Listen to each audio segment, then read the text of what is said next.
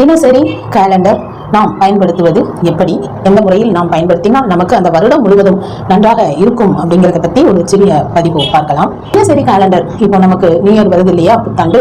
அப்பொழுது உங்களுக்கு கிடைக்கும் அந்த கேலண்டர் நாம் எப்படி பயன்படுத்தலாம் என்றால், அதில் சுவாமி படங்கள் இருந்தால் நீங்கள் அதற்கும் ஒரு மஞ்சள் குங்குமம் இட்டு சிறிய பூச்சூடி நீங்கள் அதற்கும் தீபதூப ஆராதனைகள் காட்டலாம். உங்கள் தலைக்கு மேலே நீங்கள் கேலண்டர் மாட்டக்கூடாது. சில பேர் ரொம்ப உயரமான இடத்துல மாட்டி நம்ம தலைக்கு மேலே இருந்து கையெற்ற தூரம் இருந்து கிழிக்கலாம் அப்படின்னு நீங்க மாட்டுவீங்க. அது மாதிரி நீங்கள் மாட்டக்கூடாது. அதாவது உங்கள் வீட்டில் உங்கள் தலைக்கு மேலே இருக்கக்கூடாது. அந்த மாதிரி நீங்க மாட்டி வச்சுக்கோங்க. தெய்வ படங்களாக இருந்தால் நீங்கள் அதற்கும் ஒரு சிறிய மலர்ச்சூடி வழிபடலாம், தவறு கிடையாது. அதற்காக பூஜை அறையில் அதை கொண்டு வைக்க வேண்டும் என்கின்ற அவசியம் கிடையாது. நீங்க எங்க கேலண்டர் மாட்டீங்களோ அங்க மாட்டலாம், ஆனால் பூஜை அறையில் வைக்க வேண்டிய அவசியம் கிடையாது. பூஜை அறையில் வைக்க வேண்டியது பஞ்சாங்கம் வைத்துக் கொள்ளலாம், கேலண்டர் வைக்க வேண்டாம். அடுத்து 1, 2, 3 மேற்பட்ட கேலண்டர் இருந்தால் நீங்கள் ஒவ்வொரு அறையிலும் ஒவ்வொன்று வைத்துக் கொள்ளலாம்.